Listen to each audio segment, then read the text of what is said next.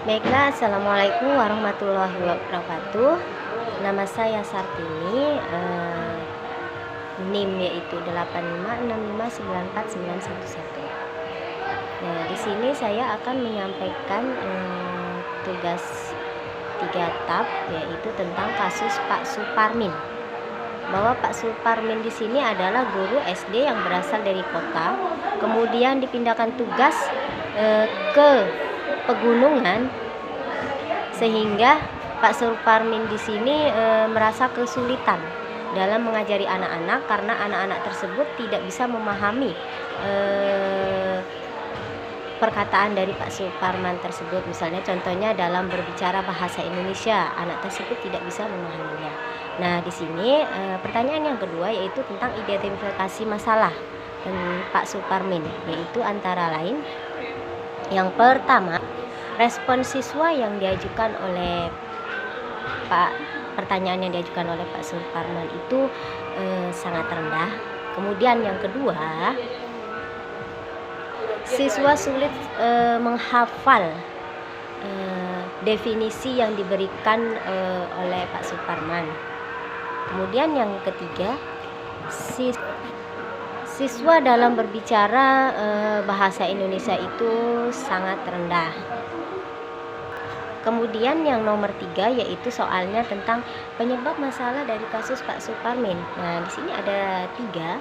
Yang pertama yaitu lemahnya penguasaan anak terhadap bahasa Indonesia.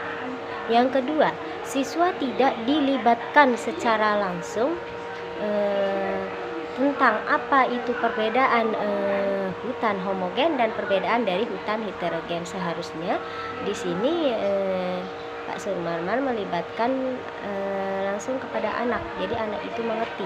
Dan yang ketiga, dalam proses pembelajaran Pak Suparman kurang memperhatikan aspek perkembangan kognitif siswa. Itulah penyebabnya ada 3. Kemudian yang nomor 4 itu pengembangan alternatif pemecahan masalah, antara lain yaitu di sini saya menjelaskannya ada 3. Nah, di sini yang pertama yaitu seharusnya Pak Suparmin memilih pendekatan atau model yang sesuai dengan karakteristik materi yang telah diajarkan. Untuk kasus Pak Suparmin di sini cocok yaitu tentang pendekatan lingkungan, karena siswa secara aktif bisa langsung turun ke lapangan. Perbedaan apa itu dari hutan homogen dan perbedaan itu dari hutan heterogen. Sedangkan yang kedua yaitu model pembelajaran tentang permainan anak, karena di sini sesuai karakteristik siswa, anak usia SD itu dalam belajar itu suka bermain, misalnya berpindah-pindah tempat, kemudian dalam bentuk kelompok. Nah, dari sini siswa akan lebih mengerti apa yang dijelaskan oleh Pak Suparmin. Kemudian yang ketiga, pembelajaran siswa harus sesuai dengan tahap perkembangan kognitif siswa, karena di sini dalam pembelajaran akan mudah dipahami jika siswa secara konkret dengan cara dilihat, diraba, dan secara langsung oleh siswa tersebut. Yang kelima di sini soalnya yaitu analisis kekuatan dan kelemahan setiap alternatif. Di sini ada 4 yang saya jelaskan. Yang pertama yaitu guru kurang menguasai kompetensi keterampilan bertanya. Akibatnya guru tidak mampu mengembangkan model dialog secara efektif.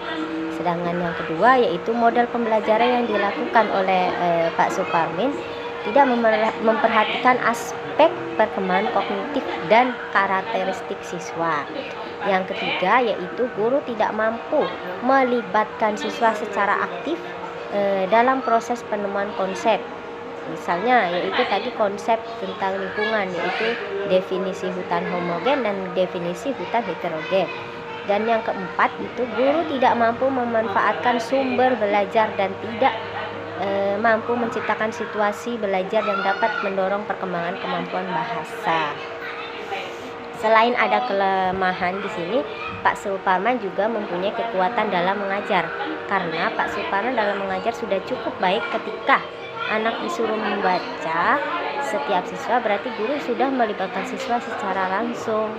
Hanya saja Pak Suparmin di sini tidak mengetahui kondisi siswa tersebut karena sebelumnya Pak Suparmin di sini telah mengajar di kota. Jadi ketika dia mengajar di daerah pegunungan, beliau belum bisa mengetahui kondisi siswa tersebut. Apalagi di sini siswa tersebut tidak bisa menguasai bahasa Indonesia dengan baik. Nah, dari sinilah kekuatan dari Pak Suparman tersendiri. Selanjutnya yaitu pertanyaan nomor 6. Menurut saya alternatif yang paling efektif adalah dengan pendekatan lingkungan. Karena dengan kondisi lingkungan yang diajarkan bisa membuat siswa berperan aktif dalam belajar. Selain itu juga siswa bisa membedakan mana pohon heterogen dan mana pohon homogen. Dari sinilah siswa bisa melihat secara langsung dan lingkungan tersebut. Kemudian pertanyaan yang nomor 7 yaitu tentang contoh rencana pelaksanaan pembelajaran atau RPP, yaitu satu siklus sesuai alternatif pemecahan masalah yang dipilih. Di sini nama sekolah yaitu SD Pegunungan. Kemudian kelasnya yaitu kelas 5. Mata pelajarannya itu IPS. Alokasi waktu 2 kali 35 menit. Standar kompetensi yaitu memahami perbedaan dari hutan heterogen dan hutan homogen. Kompetensi dasarnya yaitu mengidentifikasi pengertian hutan heterogen dan hutan homogen. Indikatornya 1. Pengertian hutan heterogen dan hutan homogen. Yang kedua, menjelaskan pengertian hutan heterogen dan hutan homogen. Kemudian tujuan pembelajarannya yaitu melalui diskusi siswa dapat membaca definisi hutan homogen dan hutan heterogen. 2. Menjelaskan pengertian hutan homogen dan hutan heterogen. 3. Melalui pengamatan, secara langsung siswa dapat membedakan hutan homogen dan hutan heterogen. Karakteristik yang dikembangkan yaitu disiplin, kerjasama, tanggung jawab, keberanian, dan jujur. Materi pelajaran yaitu hutan heterogen dan hutan homogen. Yang kedua, pengertian antara hutan heterogen dan hutan homogen. Kegiatan pembelajaran yaitu yang pertama ada kegiatan awal yaitu selama 10 menit. Ya, pertama guru menyampaikan salam dan menanyakan keadaan siswa. Yang B, melakukan persepsi dengan mengajukan pertanyaan sebagai berikut. Bagaimana cara anak-anak pergi ke sekolah? Yang kedua, sumber daya alam apa yang diperlukan oleh mobil agar bisa dijalankan? Yang ketiga, coba sebutkan jenis-jenis sumber daya alam yang kita bahas minggu lalu. Yang keempat, siapa yang pernah melihat hutan? Apa saja yang ada di hutan? Yang C, menyampaikan tujuan, kompetensi khusus, dan alternatif pembelajaran yang akan ditempuh. Kemudian masuk kegiatan inti selama 45 menit. Yang pertama, guru membagi siswa dalam bentuk kelompok kecil dan kepada siswa masing-masing kelompok diberikan lembar kerja yang berisi pertanyaan. Yang B, guru memberikan penjelasan singkat tentang tugas yang akan dijelaskan melalui mekanisme kerja kelompok. Yang C, selanjutnya guru membimbing siswa keluar lingkungan secara langsung untuk mengamati apa itu perbedaan hutan homogen dan perbedaan hutan heterogen. Yang keempat, masing-masing kelompok dibimbing untuk mengamati apa itu hutan homogen dan hutan heterogen. Kemudian siswa diajak untuk memperhatikan kedua jenis hutan tersebut, yaitu hutan homogen dan hutan heterogen. Selanjutnya, berapa siswa diminta untuk menyebutkan apa yang telah dilihatnya di hutan tersebut. Dan selanjutnya, yang dalam kelompok siswa diminta menyimpulkan apa yang disebut hutan homogen dan hutan heterogen. Siswa kembali dalam kelas masing-masing kelompok diberi kesempatan untuk melaporkan hasil pengamatannya. Merupakan salah satu cara untuk memupuk kemampuan berbahasa siswa. Siswa dari kelompok lain diberi kesempatan untuk menyangga atau bertanya untuk mengembangkan kemampuan berbahasa siswa. Guru memajang gambar hutan lebat, hutan yang mulai gundul, dan gambar orang yang sedang menebang kayu di hutan. Kemudian siswa diminta mengawasi gambar yang menceritakan apa yang dilihat oleh siswa tersebut. Yang terakhir, berdasarkan pada jawaban siswa, guru menjelaskan manfaat hutan bagi kehidupan. Siswa dilibatkan penuh melalui tanya jawab sehingga guru hanya memantapkan jawaban siswa. Selanjutnya penutup selama 20 menit. Yang pertama, peserta didik bersama guru membuat kesimpulan mengenai materi yang telah diajarkan. Yang kedua, peserta didik mengerjakan soal evaluasi. Yang ketiga, peserta didik bersama guru melakukan refleksi atas pembelajaran yang telah berlangsung.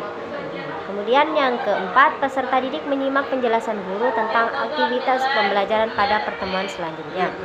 Yang kelima, peserta didik dan guru berdoa bersama. Yang terakhir, salam penutup. Nah, dari segi penilaian di sini ada pengetahuan, yaitu tekniknya tes, jenis tertulis, bentuk uraian. Sedangkan keterampilan teknik non-tes, jenis penilaian keterampilan, bentuk lembar pengamatan. Sedangkan penilaian sikap di sini teknik non-tes, jenis penilaian sikap, bentuk lembar penilaian sikap. Jambi, Juni 2023, guru kelas 5 Bapak Suparmin, mengetahui Kepala Sekolah Mariadi SAG. Itulah yang saya bacakan tadi tentang kasus dari Pak Suparmin yang mengajar di kelas SD kelas 5 tentang pembelajaran IPS. Terima kasih. Assalamualaikum warahmatullahi wabarakatuh.